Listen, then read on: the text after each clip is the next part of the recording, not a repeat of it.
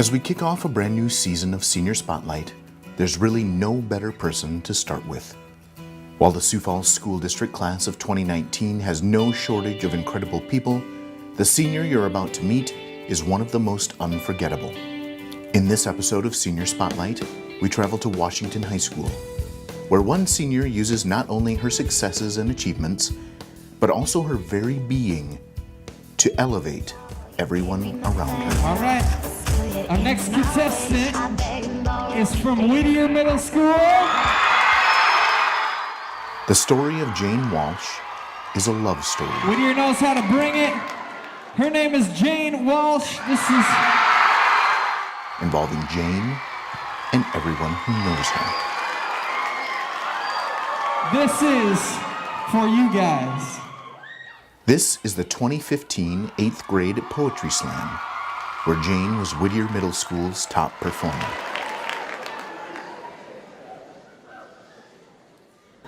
In my mind, there are storage units packed with catalog people, and once in a while I turn on the light, its beams glimpsing the absence of dust. Sitting on cold concrete, I stretch up spider fingers for a box charged with thoughts, its latch like a drop of mercury. Atomic number 80, HG hugging the box closed. I flip open the latch, the reflection of my fingers obscured by their reality. This box holds people, and these people, they're you. Jane's gracious ode to her fellow students at Whittier was met with equal amounts of adoration. You don't know how beautiful you all are, all of you. Do you remember the slander of language, rolling marbles in their mouth, smooth talk, smash talk? You don't want to go to Whittier in the ghetto from the get-go. You don't want to put yourself there. Well, being with you guys has been one of the best decisions I've ever made in my life. You know why? Because I love you. I love you guys. All of you, you're my people, and I guess I just wanted to tell you how beautiful I think you all are. I'm gonna remember you the rest of my life, because I will never stop loving you. Thank you. Yeah. Hearts up for Jane. Everybody put your hearts up for Jane, come on. In fact, she was invited back as a freshman to perform again and to be a judge for the 2016 event. Her inspiration for the poem was easy. Whittier was probably one of the greatest things that ever happened to me. I love that school. I know we're talking about in the district with, either redoing it or having some remodeling, and I was like, I don't want anything to happen to that school. And her love of the written and spoken word has even deeper roots. Sioux Falls, it was a great school for me to start out with because I was a very, very shy little kid, and it was a much smaller school than it is now then, but it was arts focused, so I definitely found a place where I could kind of move into the school life because I was not ready for that. Probably my first grade teacher, Mrs. Grand George, was one of my all-time favorite teachers. She was definitely somebody who recognized my shyness and helped me through that. And then my fifth grade teacher, Miss Gertner, is definitely the one for the arts-related kind of aspect of who I want to be. There's this poetry competition with the Barnes & Noble that kids can write poems about school, and I did that for her. And that was, and then we got to go do that together and read it in Barnes & Noble, and that's how I kind of got into loving the art of the written and spoken word, is with her. From that shyness and trepidation came a natural growth into who she would become. I loved Eugene Field. It was an amazing school, but I really needed to move on from that kind of smaller, more internally focused curriculum at Eugene Field to that vibrant, crazy, wild world that is middle school. And I found that world was exactly where I wanted to be. And there's just so many amazing people at that school. And that's kind of where I found a lot of friends I have today. And I still see them around. And the Whittier kids are always just the most stand-up, kindest. You always know who's a Whittier kid by how they act now. I think, yeah, it's a great school. As it turned out, her accolades in the Poetry Slam and the breaking down of barriers were the first of many. Throughout high school, Jane has fallen in love with leadership opportunities, academic excellence, and the arts. Here's a short list of her accomplishments. She was a finalist in the state Poetry Out Loud competition as a sophomore. I hear in the chamber above me the patter of little feet, the sound of a door that is opened, and voices soft and sweet. She's a National Merit semifinalist. Her 4.0 grade point average has her ranked at number 2 out of 377 seniors at Washington High School. She was named Washington's Junior Student of the Year last year. She's a member of the Principals Advisory Council, a member of the Superintendent's Advisory Forum. She was invited to Girls State, where she additionally won a scholarship. She has participated all 4 years in orchestra, has been a part of cello ensembles, jazz band and jazz combos, and all-state orchestra. And she loves every minute of it. I think for me, it's just simply I love what I do. I love Washington High School so much. It's something I wake up, whether I'm waking up at 6 o'clock to be here or whether I'm staying till 9 o'clock at night. I love being here. So the, rehearsal till 6 after school and then homework till 2 in the morning doesn't really, it could, it's hard, but I also have an understanding that I'm lucky to have an education at all. Just how many years ago college wouldn't have been an option for me, or college is an option for many women around the world. And for me, it's just that knowledge that I'm getting an incredible gift by being here, that I just want to do anything to appreciate the resources that this school has given me. Her homework until 2 in the morning is partially courtesy of 12 advanced placement classes she will have completed by the end of this year, 6 of them in 2018-19 alone. I really do completely enjoy them, if I'm being honest. I took a lot of the classes, the AP class I'm taking this year, because I knew the teachers. Not because I knew there was amazing teachers I wanted to have again. I wanted to have Mr. Smith, my physics teacher, again, because obviously physics is not my forte. But I was like, hey, I'll take AP Physics 2 this year, and it'll be a good experience of having him again, because he's great about letting me come in and ask him a million questions all the time. But yeah, I think every student should take an AP course. I think they're great preparation. They're hard, but they're also really fun. You get to do more great things with them. In regards to the AP classes, I think sometimes people have an idea that taking them is setting you up for something. And right now I'm just trying to focus on learning for the sake of learning right now. I know there's some things I'm not going to use later. Maybe I'm not going to use calculus for the rest of my life. And people always say, oh, you don't need this to balance your checkbook. And I hate that mentality so much. I want to be here. I want to take these classes not because I want to be ready, I guess, for college or be ready to outsmart someone in the world, but do them because I think it's something that every human should know how to do. Everybody should use the information. I think the best way to describe Jane is that she's multidimensional and that she's not just on the surface level when she approaches things. She has that wow factor about her, and she's dynamic. So she can take on any part that she's put in, and with that, she takes it the full amount. She goes the whole way with it. I can't put her into words. Anybody who's ever met Jane knows that she is an amazing spirit, and she has this fresh quality about her. She doesn't care if people look at her clothes and say, that's a little unusual. She doesn't care if people look at her huge cello case full of stickers and say, I wonder what that girl's doing with that huge cello case. Jane is so comfortable being Jane, and that is so difficult to do in high school and in our world of social media, where everybody is absolutely inundated with likes and dislikes and all kinds of things like that. So that's really amazing to me, to see a teenager who's so confident and comfortable in herself without being overbearing, without being judgmental of other people. Jane is just Jane, and she's a delightful human being. And I kept coming back to, well, what makes her a great student? What makes her special? Why is she a better Washington Warrior example than maybe other kids that could have also been chosen to have this video tribute?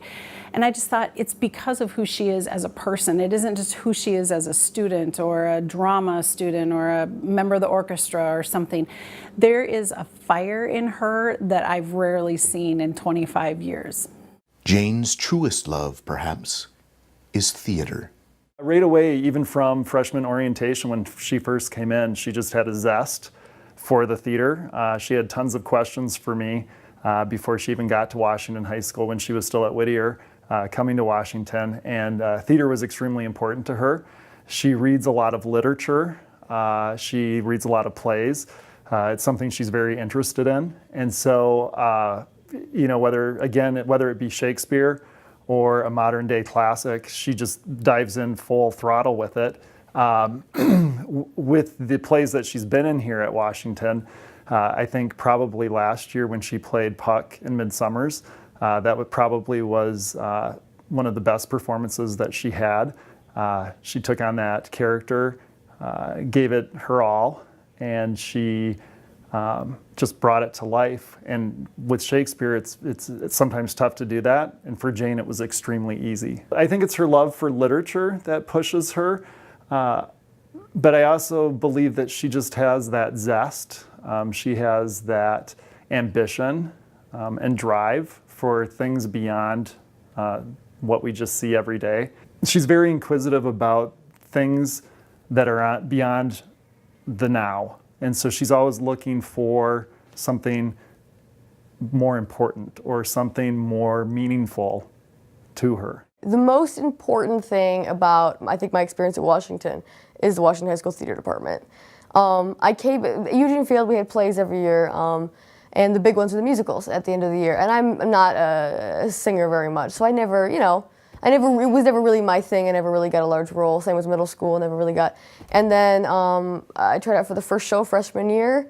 Mr. Ackerman took a chance, cast me in the lead role, and I decided I would do every show here. There'll be 16 total available for me at the end of my 4 years. So far I've done the 12. That's been obviously not cast in every single one because we have so many very talented members, but acted in 9, assistant directed 2, and set design for 1. But it's not so much that part of it, you get it, just the simple getting on stage, getting a part that I love so much. It's about trying to organize a program, trying to run something, working together with people.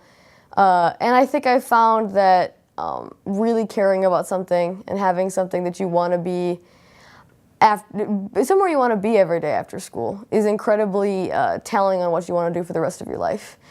I'm there every day after school during the show season, and I found there's never been a single day at Washington that I have not wanted to go to rehearsal and go to the theater department. And it definitely wasn't even something on my radar for future prospects before Washington. And I found, you know what, if it's something that you think about when you go to bed, you think about when you wake up, you're studying all day and you want to be there every day, it might be something that you want to consider as a career. So that's really helped me out of this experience at Washington. When I think about the diverse characters that she's played throughout the years, whether it be in a Shakespearean play or a modern classical or even a children's show, she just does an awesome job with bringing that character to life.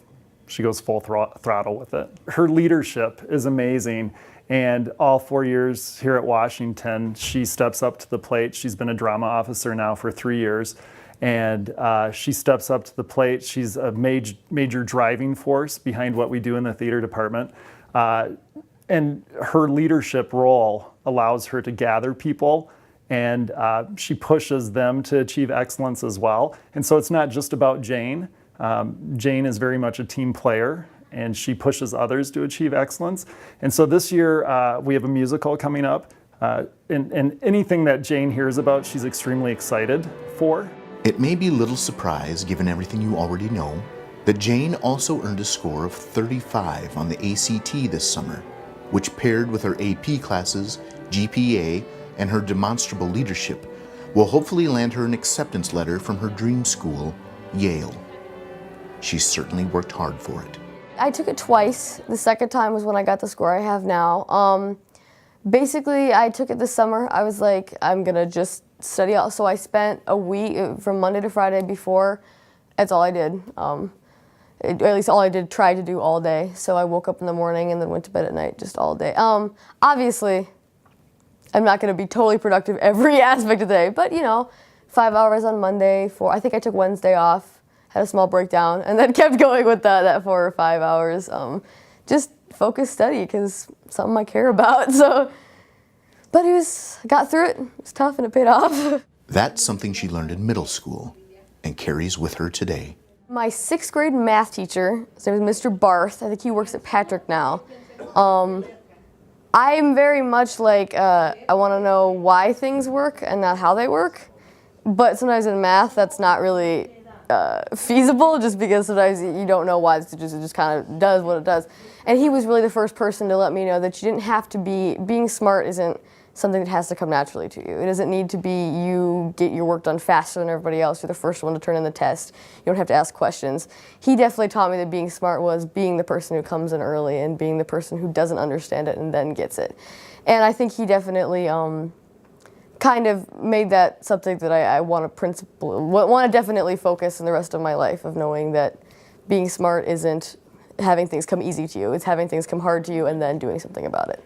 Honestly, every class. I mean, I don't know if that's exactly right, but school doesn't totally come easy for me. It's not something that some stuff does, you know, the language arts stuff. I'm like, you know what, I get this. This is something that, but science and math, I don't get it right away. It's not something that just snaps.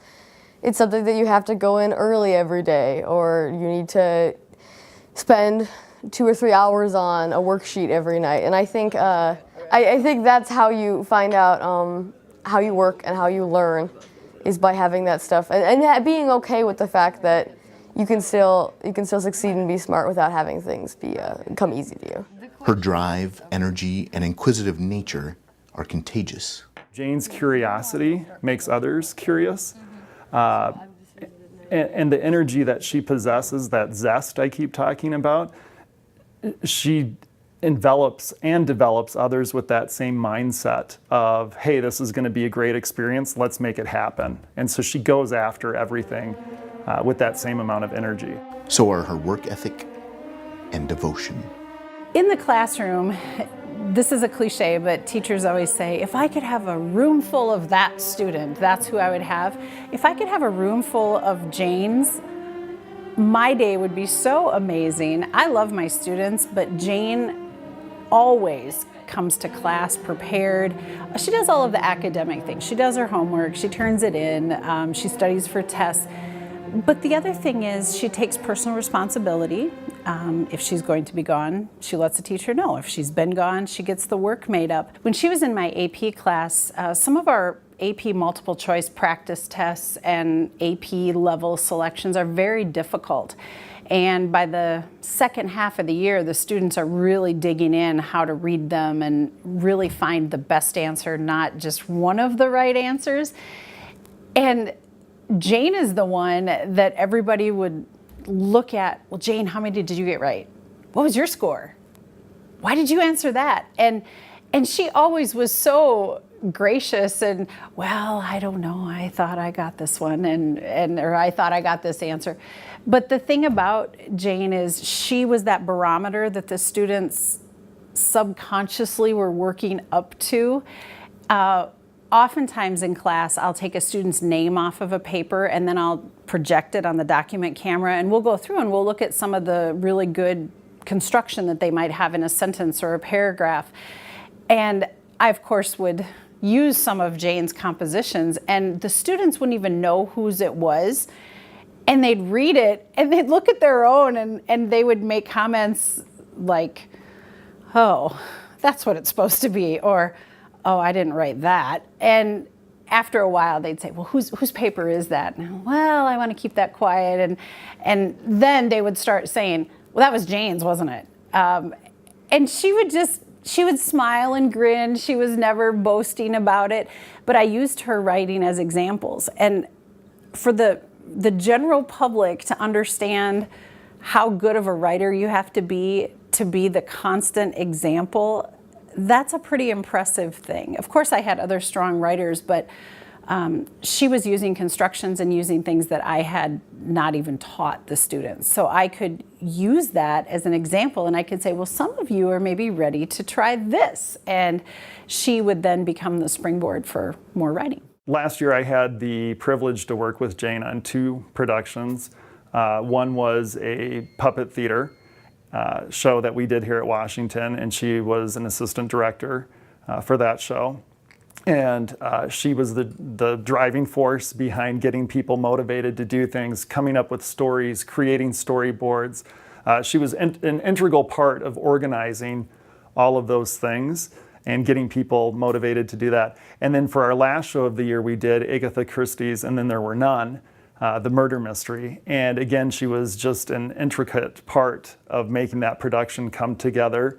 As an assistant director, she not only knows how to give critiques, but she constantly was asking for me to ask or to give her feedback on how she was doing as an assistant director and what she was sharing with the students. And she's got a natural gift when it comes to that. But her true gift is organizing people, getting them energized to do things, and then pushing forward and making sure that excellence is achieved. Beyond all the accomplishments and successes, there's something about her that draws students and teachers alike. You know, to walk into the building with Jane in the morning, it's just the most amazing thing. You come in the door with her and she's pulling her cello behind her, and she meets each day with zest and invigorating energy, and she does everything that way. The other thing is she's so well liked by her peers. She can get along with anyone. She talks to a varsity athlete the same way that she talks to maybe a quiet student who isn't in any activities and maybe has a hard time making friends. That's part of Jane's appeal. She has a way of making everybody feel comfortable.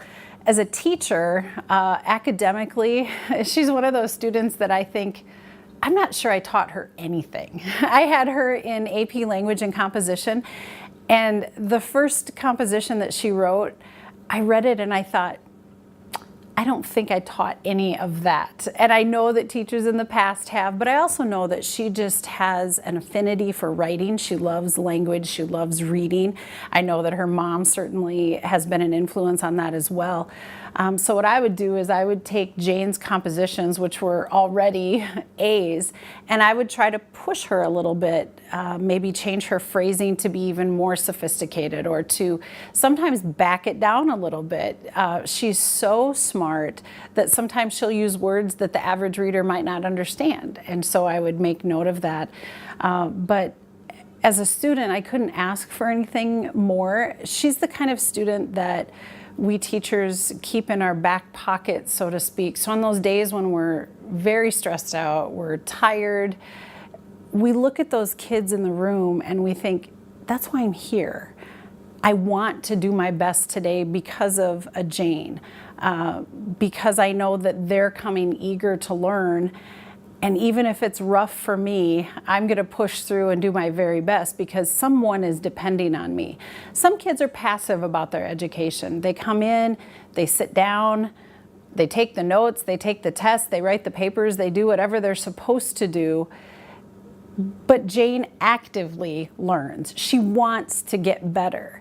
And those are the kind of students that teachers, I really think, get up for in the morning. Of course, we have our soft spots for maybe the underdog students or something like that, but academically, especially in an AP class, those students like Jane are the ones that push us.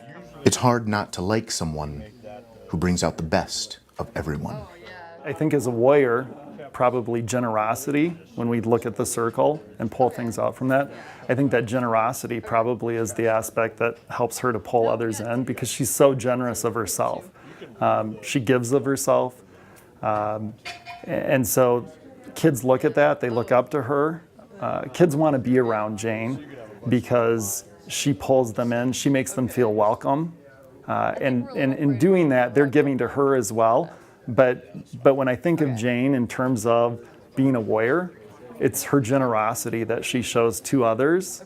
And again, all the things that she's involved with because she gives of herself and then has expectations to make it work. Jane Walsh is the perfect Washington warrior because she has a subtlety about her that she'll never be loud, she'll never boast about her accomplishments, but everybody knows them.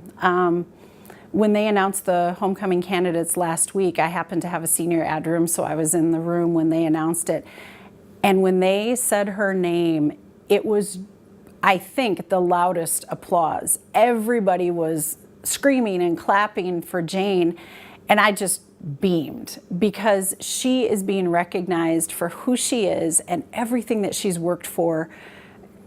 And yet she did it without drawing any attention to herself. Even if I would congratulate her in class for something, if she won an acting award or if I knew she'd done well in a concert, I might say it at the beginning of class. I might say, "Good job, Jane," or I heard you got that award. And it was always just, "Thanks." And she just didn't want to be recognized. She didn't seek attention. And I think that her kindness and her honesty and her welcoming personality somehow in the last 3 years at Washington at least has just permeated so many different groups of people. I think the strongest music students admire her. I think the biggest athletes admire her. I think the average student who doesn't even know her personally, they recognize her and they see her and they just know there's something special about her. We try all the time to encourage our students to live up to what it is to be a Washington warrior. I honestly think that's just Jane. She just has those characteristics of personal courage and integrity and kindness and being open to new ideas. In 25 years, she is in that select handful of students that I think probably impacted me more than I ever impacted her, whether it was educationally or just on a personal level.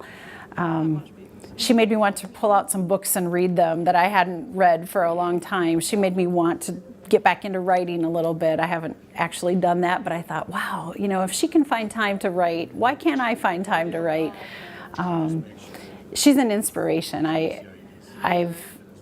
I was thrilled to be her teacher. I'm sad to see her in the hallways this year and I don't get to interact with her on a daily basis, but she is just a joy to have at Washington.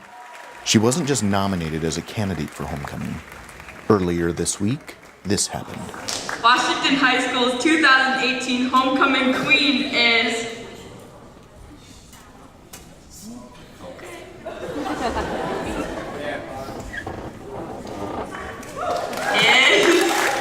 Jane Walsh.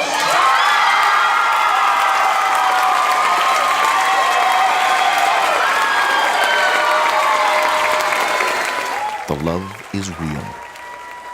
And what does Jane love most about Washington? I will never stop to reiterate the power of human kindness. I mean, people have an idea that some people are athletic, some people are geniuses, and I found that there's a genius inside of everybody. And I've never met a single person here or at any of the schools I've been to that hasn't been capable of incredible friendship, incredible intelligence, and incredible of just being human. And I love being in an environment where you get to interact with so many outstanding people that go to this school. Jane has always been focused on what's really important. When you ask what she's looking forward to most as a senior, I guess what I look forward to every year, just enjoying every day of my life. I mean, I have goals. You know, I'd like to get into a good number of schools. I'd like to get some scholarships because I don't want to have that a lot of debt. It would be really nice. I'd like to stay 4.0. I'd like to learn what I need to learn. But more importantly, I just like to never lose that loving to wake up in the morning. And just the love of just being alive is what I'm really looking forward to again this year. It sounds really cheesy, but I guess that's what I love about going to school and going to Washington is just trying to appreciate the little things that happen each day. And it's not about the big things, it's not about any sort of award you can get, because in the end those things don't matter. And they're very kind and they're wonderful and people are so generous, but in the end what I want to look forward to every day is saying hello to somebody in the halls, meeting somebody new, hearing somebody's poem they wrote in lit class.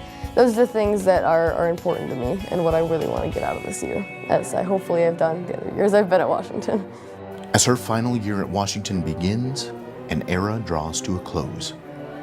Washington is excited to see where she goes next. Jane is going to go places. She loves the theater, and I know that she's planning on studying theater as she goes on to pursue her further education. And she loves Broadway. She's enthusiastic about it. There is nothing that Jane won't be able to do. And again, it goes back to that zest and that enthusiasm for life and knowledge, and just her inquisitive state of being all the time. I think it's whatever she wants it to be, and that is so cliche.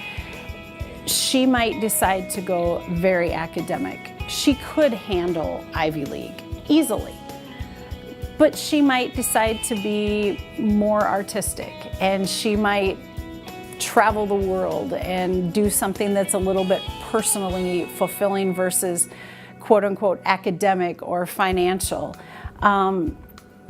I just know that whatever she does in life, she will impact other people in a positive way. I'm excited to see her future. I know I'll keep in touch with her. I know that even when she's 30 years old, I'll still call her one of my kids because my respect and admiration for her, I have a hard time putting it into words, and that's probably a good thing. There will be many more opportunities to see Jane's work and accomplishments this year. Keep an eye on Washington's calendar for each of 4 theater productions coming up, and subscribe to the student newspaper Now or News of Washington so you don't miss a thing.